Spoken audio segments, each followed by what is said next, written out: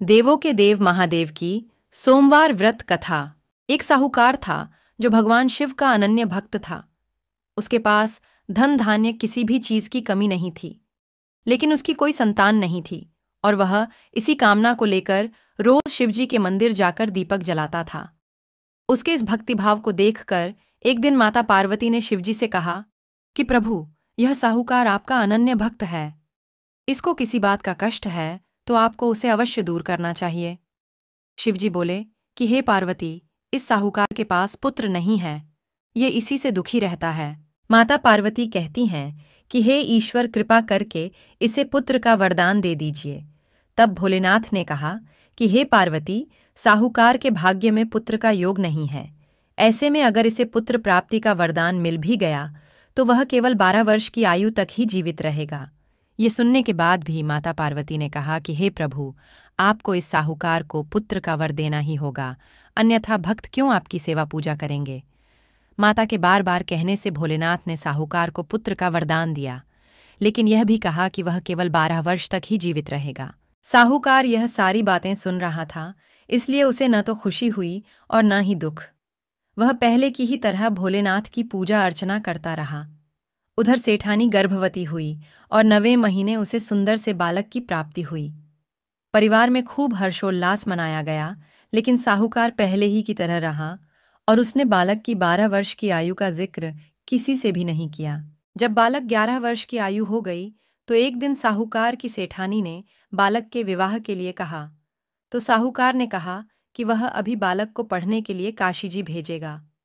इसके बाद उसने बालक के मामा जी को बुलाया और कहा कि इसे काशी पढ़ने के लिए ले जाओ और रास्ते में जिस भी स्थान पर रुकना, वहां यज्ञ करते और ब्राह्मणों को भोजन कराते हुए आगे बढ़ना। उन्होंने भी इसी तरह करते हुए जा रहे थे कि रास्ते में एक राजकुमारी का विवाह था। जिससे उसका विवाह होना था वह एक आंख से काना था। तो उसके पिता ने जब अति सुंदर साहूकार के बेटे को देखा तो उनके मन में आया कि क्यों न इसे ही घोड़ी पर बिठाकर शादी के सारे कार्य संपन्न करा लिए जाएं। तो उन्होंने मामा से बात की और कहा कि इसके बदले में वह अथाह धन देंगे, तो वह भी राजी हो गए।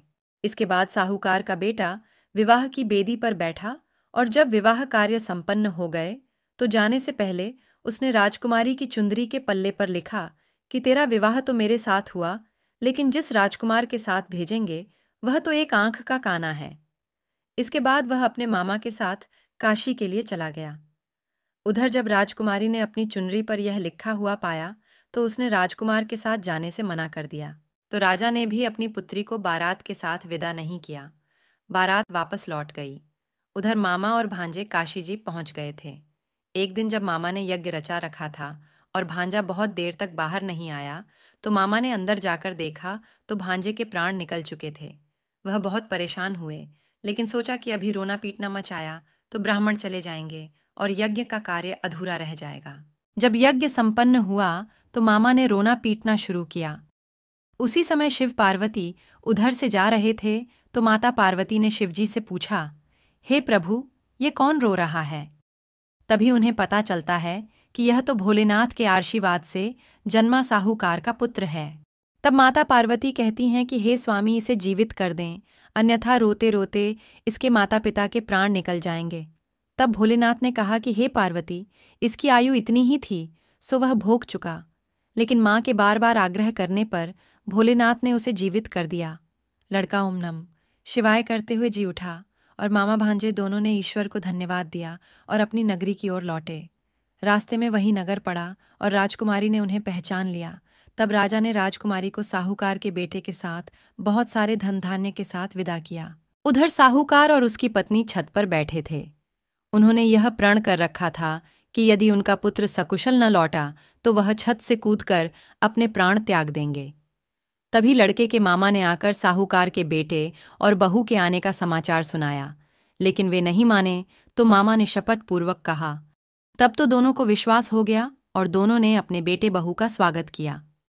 उसी रात साहूकार को स्वप्न ने शिवजी ने दर्शन दिया और कहा कि तुम्हारे पूजन से मैं प्रसन्न हुआ। इसी प्रकार जो भी व्यक्ति इस कथा को पढ़ेगा या सुनेगा, उसके समस्त दुख दूर हो जाएंगे और मनोवांछित सभी कामनाओं की पूर्ति होगी।